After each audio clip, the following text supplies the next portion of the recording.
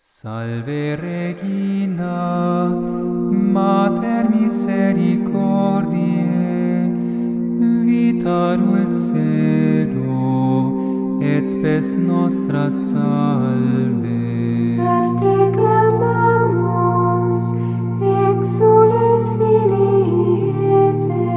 A te suspiramus, gementes et flentes, in hac lacrimarum valle. Ea ergo advocata nostra, illos tuos misericordes oculos, ad nos converte. Et Iesum benedictum fructum ventris tui, nobis post hoc exilium ostende. O clemens, O pia, O dulcis Virgo Maria.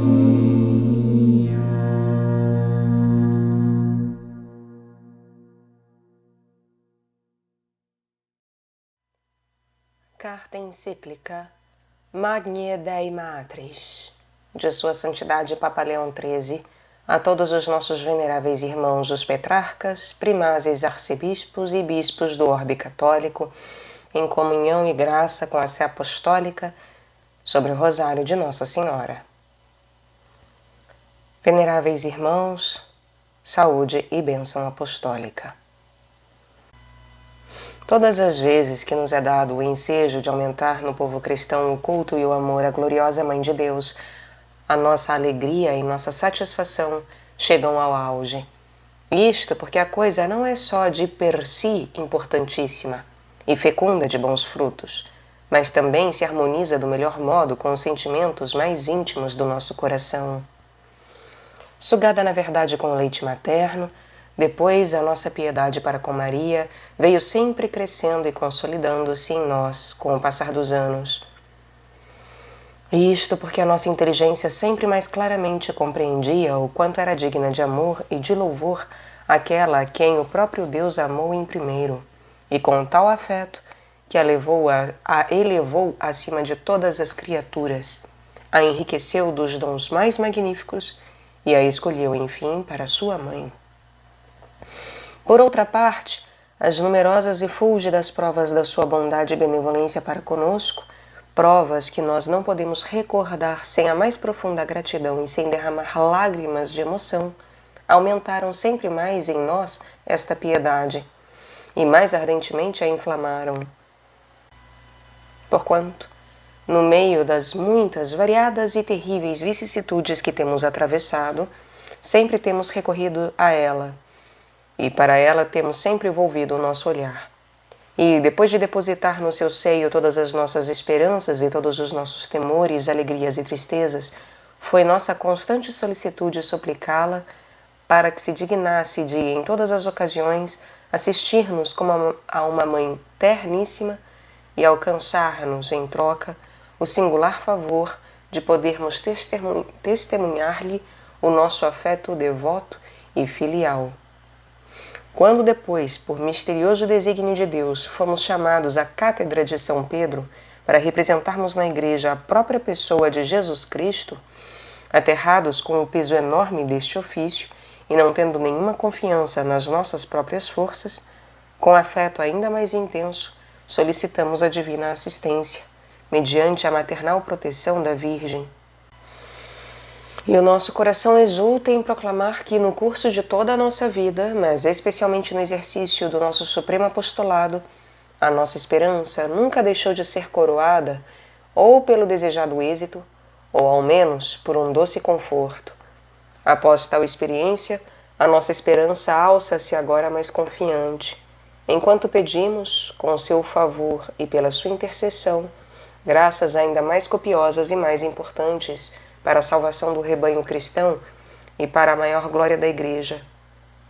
Justo é, pois, e oportuno, veneráveis irmãos, que dirijamos a todos os nossos filhos palavras de incitamento, as quais ajuntareis à vossa exortação, a fim de que eles queiram celebrar o próximo mês de outubro, consagrado à Justa Senhora e Rainha do Rosário, com redobrado fervor, igual às acrescidas necessidades dos tempos.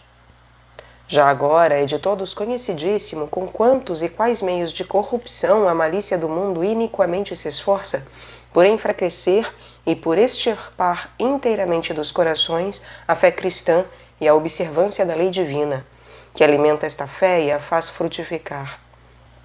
E já por toda parte o campo do Senhor, como que talado por uma terrível peste, quase se asselvaja pela ignorância da religião, pelo erro e pelos vícios.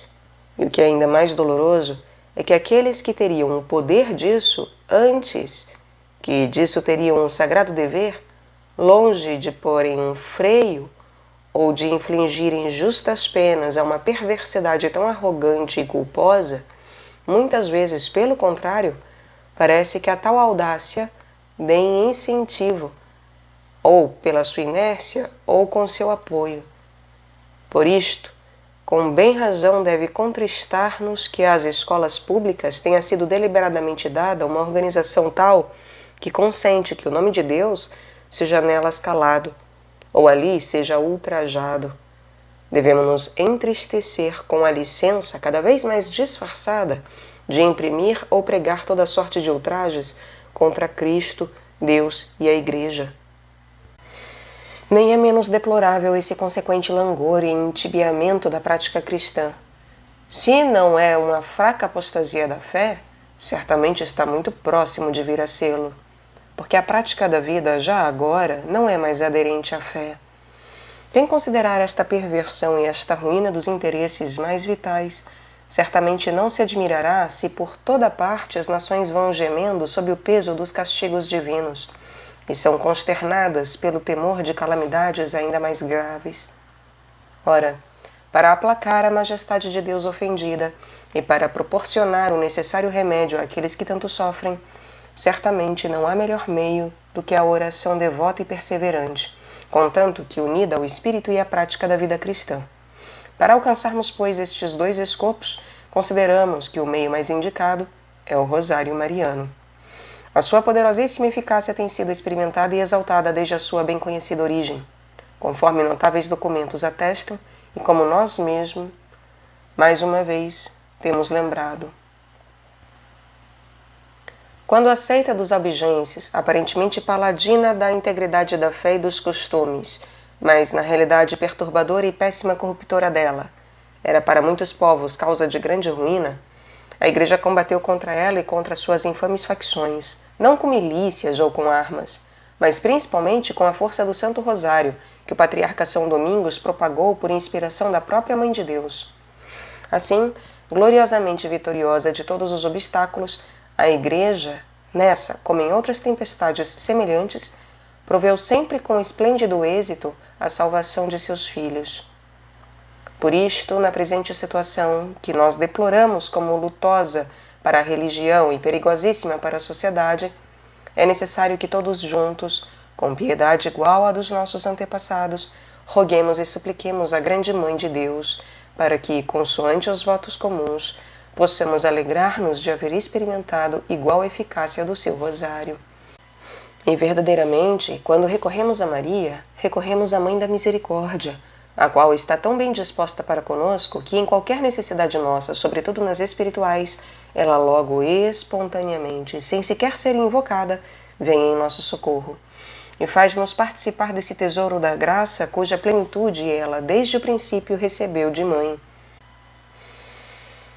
Esta, Deus, para que pudesse tornar-se sua digna superabundância de graça, o mais eminente de seus outros inúmeros privilégios, é que eleva a Virgem muito acima de todos os homens e de todos os anjos, e a aproxima de Cristo, mais do que se aproxima qualquer outra criatura.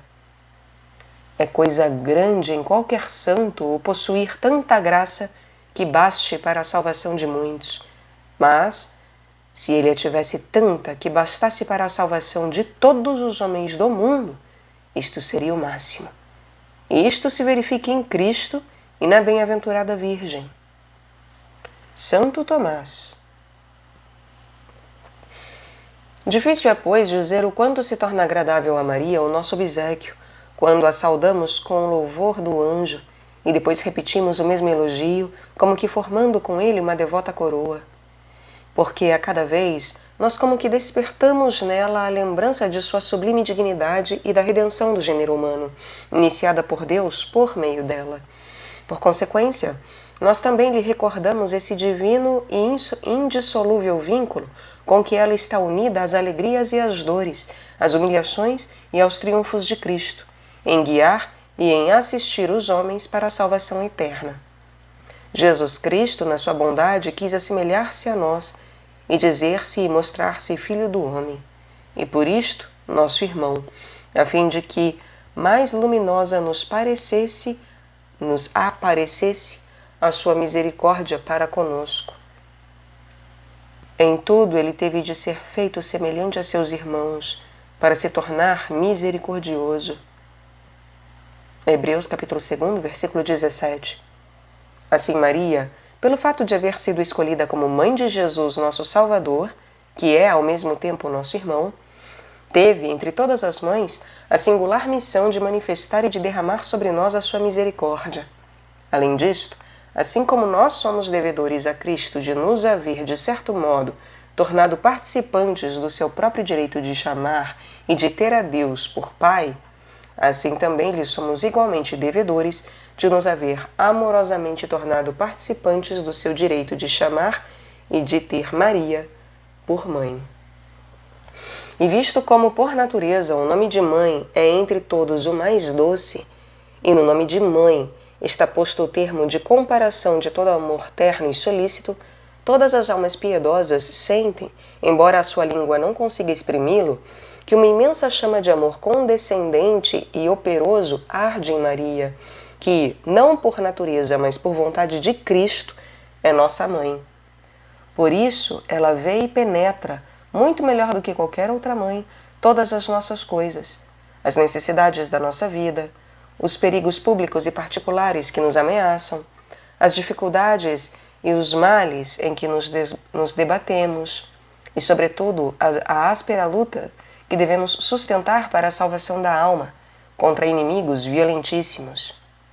E nestas, como em todas as outras angústias da vida, mais do que qualquer outro, ela pode e deseja trazer a seus caríssimos filhos consolação, força, auxílio de todo gênero.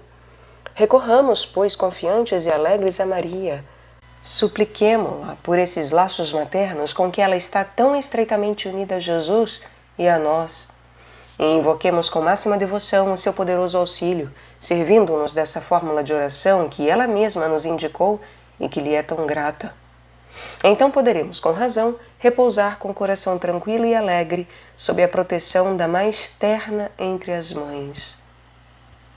Além do valor que o rosário tira da própria natureza da oração, ele contém uma maneira fácil para fazer penetrar e inculcar nas almas os dogmas principais da fé cristã, o que certamente constitui outro título insigne de recomendação.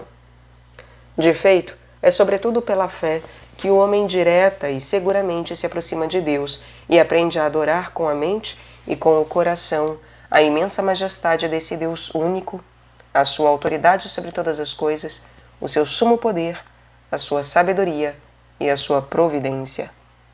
Porquanto quem se aproxima de Deus deve crer que Ele existe, que é remunerador daqueles que o procuram. Hebreus capítulo 11, versículo 6. Mas, visto que o eterno Filho de Deus assumiu a natureza humana, viveu no meio de nós e continua a ser para nós caminho, verdade e vida, por isto é necessário que a nossa fé abrace também os profundos mistérios da augusta trindade das divinas pessoas e do Filho unigênito do Pai, feito homem.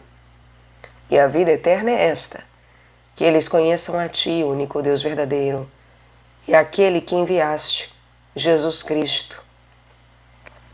João capítulo 17, versículo 3. Em verdade, Deus nos deu um benefício inestimável quando nos deu esta santa fé, porque por meio dela nós não só nos elevamos acima de todas as coisas humanas, até nos tornarmos como que contempladores e participantes da natureza divina, mas adquirimos outro sim um direito de mérito imenso às eternas recompensas, de modo que se alimenta e se consolida em nós a esperança de que um dia poderemos contemplar a Deus, não mais através das pálidas imagens das coisas criadas, porém no seu pleno esplendor, e poderemos gozar eternamente dele, nosso sumo bem. Mas o cristão é de tal forma empolgado pelas diversas preocupações da vida e se inclina tão facilmente para as vaidades deste mundo que, sem uma frequente e salutar evocação, pouco a pouco esquecerá as coisas mais importantes e mais necessárias. E destarte, a sua fé se esmorecerá e finalmente se extinguirá.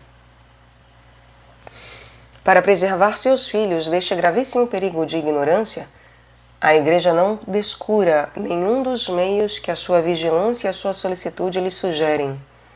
E o rosário em honra de Maria não é certamente o último que ela emprega para sustentar a fé.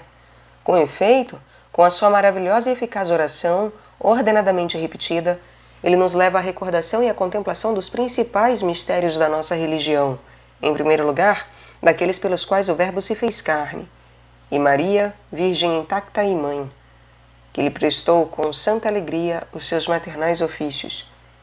Vem depois as amarguras, os tormentos, a morte de Cristo, preço da salvação do gênero humano.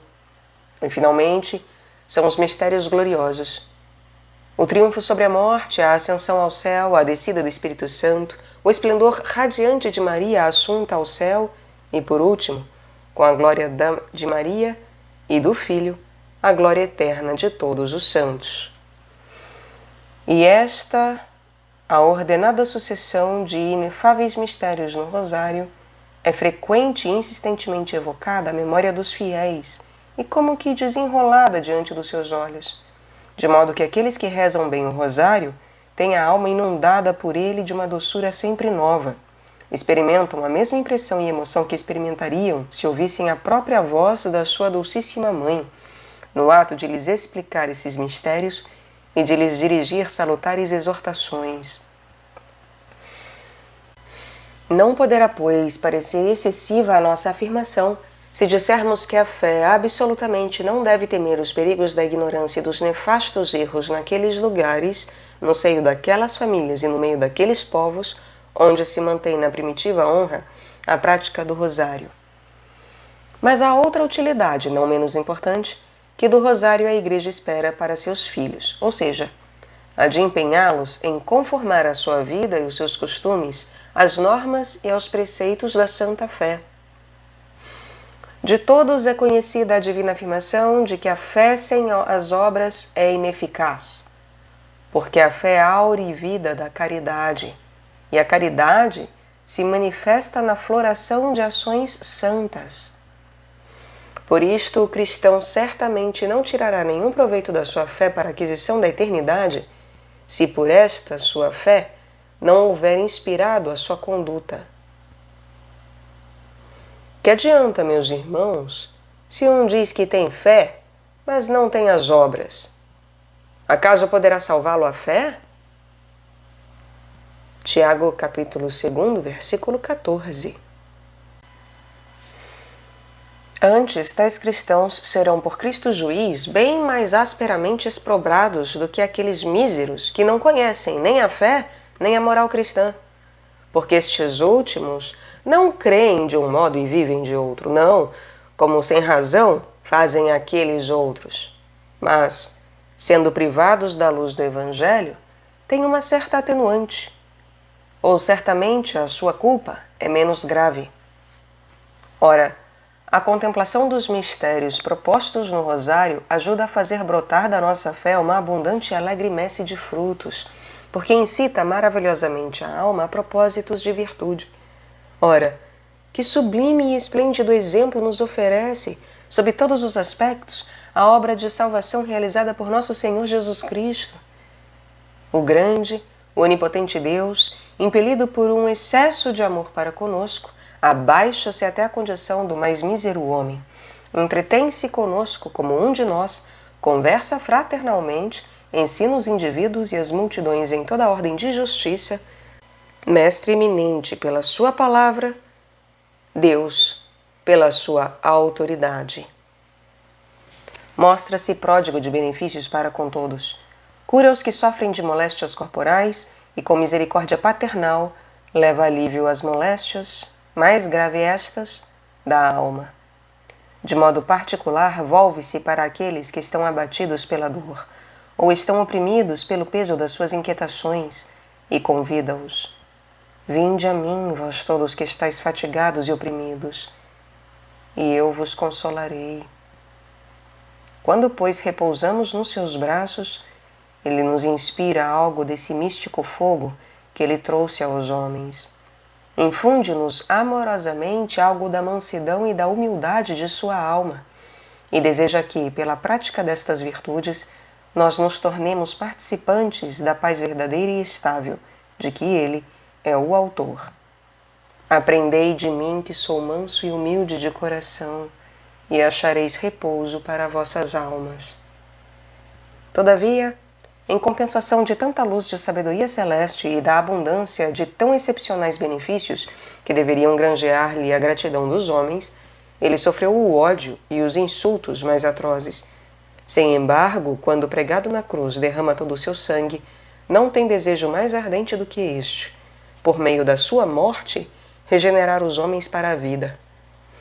Absolutamente não é possível que alguém considere e contemple atentamente estes belíssimos testemunhos de amor do nosso Redentor sem arder de viva gratidão para com ele.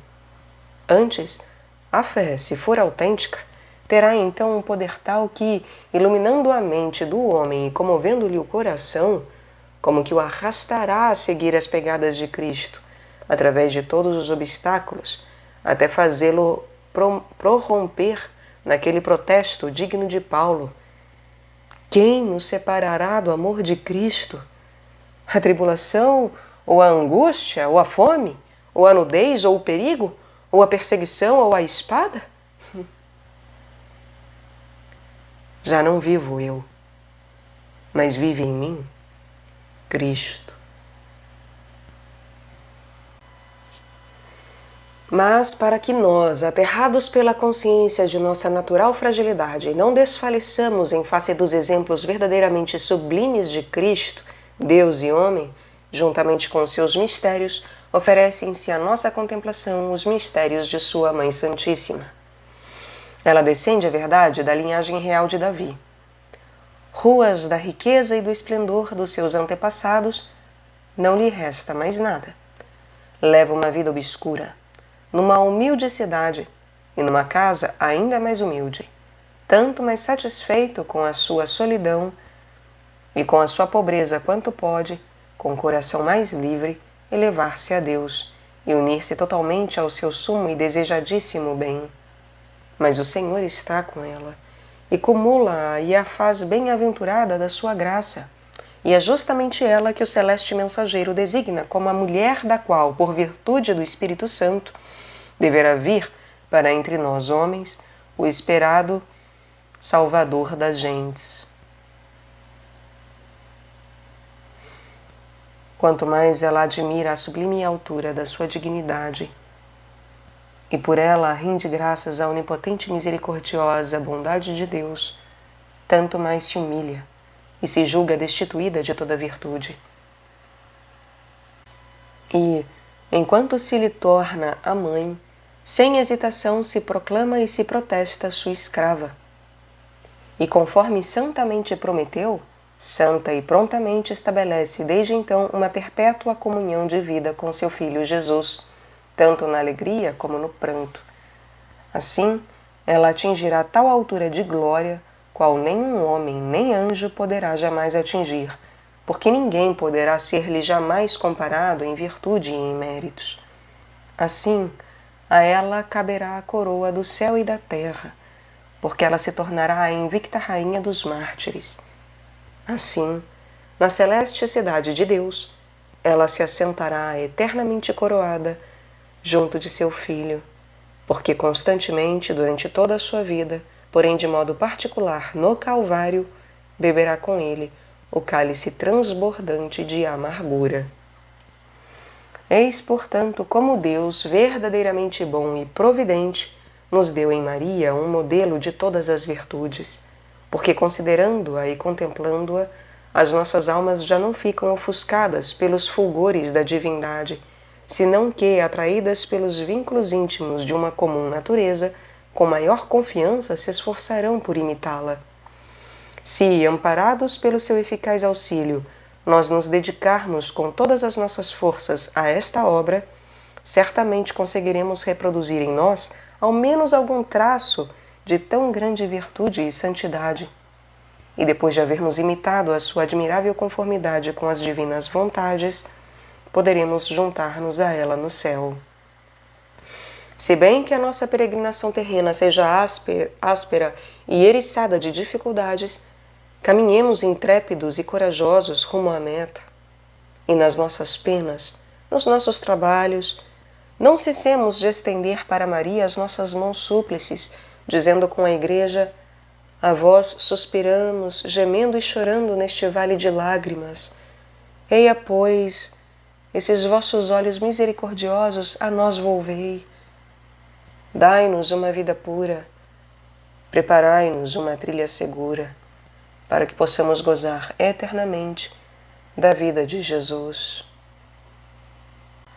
E ela, que, mesmo sem jamais a haver experimentado, conhece a fraqueza e a corrupção de nossa natureza, ela, que é a melhor e mais solícita de todas as mães, como virá propícia e pressurosa em nosso auxílio, e com que ternura nos consolará, com que força nos sustentará, percorrendo a trilha, consagrada pelo sangue de Cristo e pelas lágrimas de Maria, também nós chegaremos, segura e facilmente, à participação da bem-aventurada glória.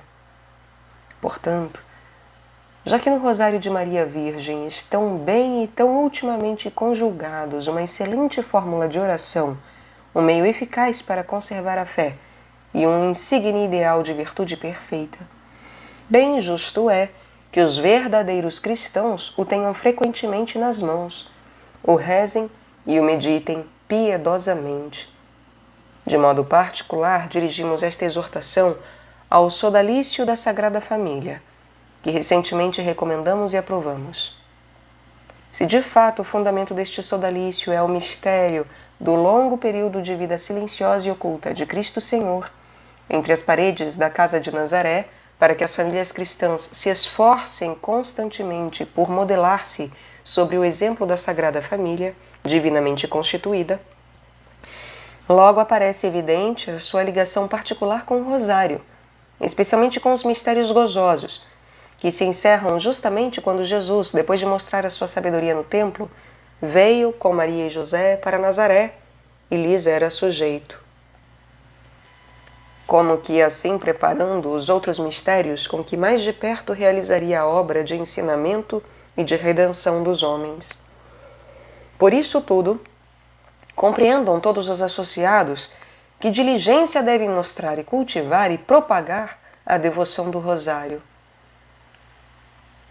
Por parte nossa, ratificamos e confirmamos os favores das sagradas indulgências concedidas nos anos precedentes àqueles que, de acordo com as prescrições estabelecidas, bem cumprirem a piedosa prática do mês de outubro. Muito contamos, pois, veneráveis irmãos, com a vossa autoridade e com o vosso zelo, a fim de que, também este ano, seja ardente entre o povo católico o fervor e a santa emulação em honrar com o rosário a Virgem, auxiliadora dos cristãos. E agora apraz-nos concluir a nossa exortação, tornando o motivo inicial. Isto é, queremos de novo e mais claramente atestar o nosso reconhecimento pelos benefícios recebidos da Virgem Santíssima e a nossa alegria e esperança nela. E depois, ao povo cristão, devotamente prostrado ante os altares de Maria, pedimos rezar pela Igreja, agitada por tão adversas e tempestuosas vicissitudes, e ao mesmo tempo também rezar por nós, que em idade tão avançada, cansado pelos trabalhos, abraços com as mais graves dificuldades, e privado de todo socorro humano, governamos o leme da mesma Igreja. Sim, a nossa esperança em Maria, Mãe poderosa e eterníssima, torna-se em nós cada dia mais segura e mais consoladora. E enquanto à sua intercessão atribuímos todos os numerosos e assinalados benefícios que Deus nos tem concedido, com particular gratidão lhe atribuímos o de podermos, dentro de, em não muito, atingir o 50º aniversário de nossa ordenação episcopal. Bem considerando, é deveras um grande benefício um tão longo período de ministério pastoral, mas o é sobretudo o havermos-nos podido dedicar, no meio de preocupações cotidianas, a guiar todo o rebanho cristão. Durante este tempo, na nossa vida, como na de todos os homens, como também nos mistérios de Cristo e de sua Mãe, não faltaram nem motivos de alegria, nem, mais frequentemente, graves motivos de dor, nem às vezes motivo de alegre complacência em Cristo. Coisas estas todas que nós, com espírito de humildade diante de Deus e com gratidão, nos temos aplicado a fazer reverter em bem e em honra da Igreja. E agora, visto que o resto da vida não será diverso, se novas alegrias resplenderem, se novas dores sobrevierem, se algum raio de glória brilhar, nós perseveraremos nas mesmas intenções e nos mesmos sentimentos. E, nada mais invocando de Deus, senão a glória celeste, repetiremos com alegria as palavras de Davi: seja bendito o nome do Senhor. Não a nós, Senhor, não a nós, mas a teu nome dá glória. De nossos filhos, pois, tão devotos e tão afeiçoados, antes que felicitações e louvores, ardentemente esperamos que elevem a Deus vivíssimas ações de graças, orações e votos. Contentíssimos ficaremos se eles nos obtiverem que esse pouco de vida e de forças que nos resta, o que temos de autoridade e de prestígio, possam despendê-lo unicamente para o bem da Igreja, e antes de tudo, para lhe reconduzir ao seio e reconciliar consigo os inimigos e os transviados, os quais a nossa voz desde tanto tempo convida. Que da nossa próxima alegria jubilar, se a Deus aprouver dar-no-la, possam todos os nossos diletíssimos filhos recolher abundantes frutos de justiça, de paz, de prosperidade, de santidade, de todos os bens. É isto que, com paternal amor, solicitamos de Deus, enquanto lhes recordamos estes seus santos avisos: escutai-me, e crescei como rosa plantada à beira das águas, como incenso, exalai perfume suave, fazei brotar flores como lírio, e espalhai odor, e recobri-vos de amenas frondes, e cantai um cântico de louvor, e bendizei o Senhor por todas as suas obras. Dai glória ao seu nome, e louvai-o com o som dos vossos lábios, e com os cantos dos lábios, e com as cítaras. Com todo o coração e com toda a voz, louvai e bendizei o nome do Senhor. Eclesiástico, capítulo 39, versículos 13 a 22 e 41. Se estas exortações e estes votos encontrarem o escárnio dos homens perversos, que blasfemam tudo o que ignoram, perdoe Deus benignamente esses infelizes. De nossa parte, lhe rogamos, pela intercessão da Rainha do Santíssimo Rosário, dignar-se de favorecer com sua graça exortações e votos. Vós, pois, veneráveis irmãos, em auspício de tal graça e como penhor de nossa benevolência, recebei, nesse ínterim, a bênção apostólica, que com vivo afeto no Senhor concedemos a cada um de vós, ao vosso clero e ao vosso povo. Dado em Roma, junto a São Pedro, a 8 de setembro de 1892, 15º ano do nosso pontificado.